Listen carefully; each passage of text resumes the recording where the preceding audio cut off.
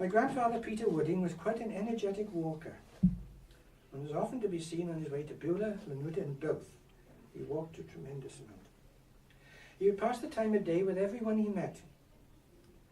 Even now, in these days, I often meet people who tell me of the time when they were children, that on their way home from school, they would meet my grandfather, would stop and look at them and say, "You look like one of the family of the such and such farm."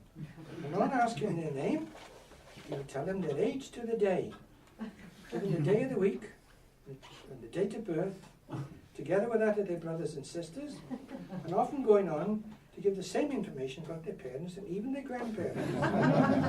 He had a remarkable memory and had a flair for genealogical history of families. I think you could bear me up to that. Yes, I'm sure. As I say, he was remarkable in able.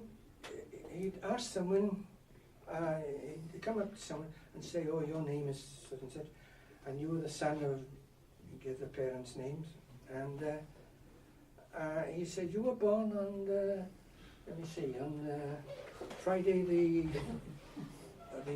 20th of October, 1872, or whatever the date might be," and he could do that, and I don't know how he did it. I used to ask him, "How do you work it out?" Because he was able to say what day of the week a certain event happened, and the year, of course.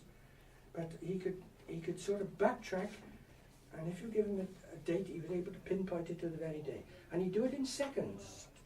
Only, do you remember? He could do it in a very short time. Anyway, he had a remarkable memory and a flair for genealogical history of families. I mentioned earlier that he often used to walk, did a lot of walking, and often to Beulah, where his sister lived. And in my younger days, I accompanied him many times to visit his sister Susanna. She was a very small, petite lady who was always dressed in long black clothes and with her silver hair done in a bun. She wore very strong spectacles as her eyesight was very poor. Tea was always the same. Fine china cups, saucers and tea plates, thinly cut bread and butter, and a 3.5-minute boiled egg. And on special occasions we also had a buttered scone with strawberry jam, served on onto a small table in front of the fire by a young servant girl. That's the time when I learned that small boys were seen but not heard. My grandfather practiced as a solicitor for many years, but had retired before I was born. Due to his special knowledge of the genealogical structure of the local families, he had rather an unusual duty to perform at one time. Shortly before the First World War, Lloyd George, in one of the Liberal governments that were around at that time, introduced for the first time the old age pension. That's quite something, the old age pension. I don't remember what the first pension was it 10 shillings or something like that? Possibly not. In order to claim the pension, people had to prove their age. This was not an easy task. Unlike today, most people did not know how to officially get their date of birth, and it was very difficult to get a copy of a birth certificate. One way around this problem was to have an approximate date of birth certified by a well-known and responsible person. My grandfather was able to perform this task ideally. Due to his knowledge of the local families, he was able to provide a reliable and acceptable certificate of date of birth for a person to claim a pension. Much later, many years later, from conversations in the family and of my mother's recollections, I am sure that quite a lot of people claimed their benefits successfully due to this certifying of their date of birth.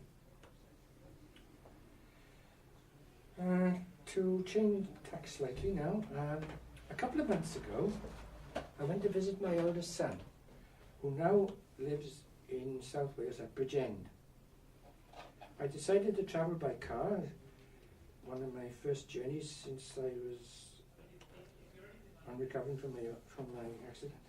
And then I decided to travel by car, going to Pont Abram, and then on the motorway to Bridgend. However, just passing through Llangammarch, I changed my mind. It was such a nice day, beautiful day if you remember, the weather was lovely.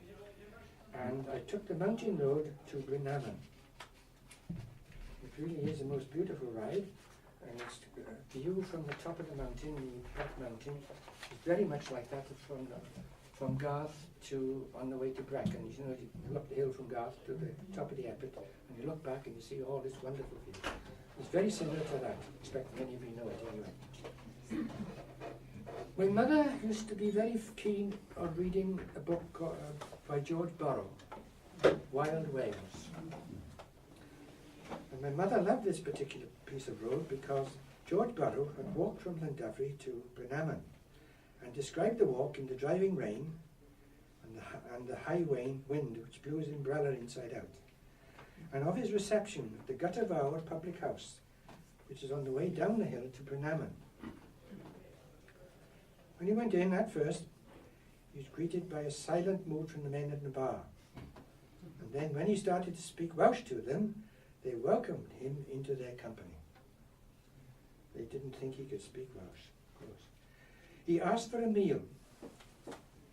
And shortly after, he describes how he was invited into, and I quote from his book, "I was invited into the other room, where I found a large dish of veal cutlets and fried bacon awaiting me, and also a smoking bowl of potatoes.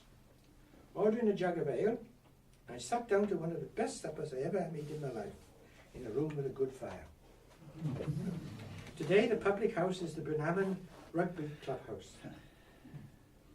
The reason I introduced this particular piece of road is that it reminds me of my grandfather's memories of the early days of farming. I say, I've got here, many of you are connected with farming. Look around, I'm not so sure now. Anyway, you will know that in order to improve the land, it's sometimes necessary to put down lime. But around here it's not very easy to get lime, especially if the only way is to collect it yourself by means of a horse and cart.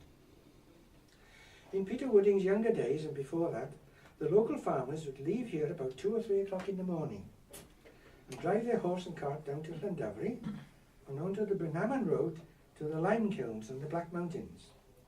There they would load up a cartload of lime and return to home late at night. Sometimes they repeat the same journey in the following few days.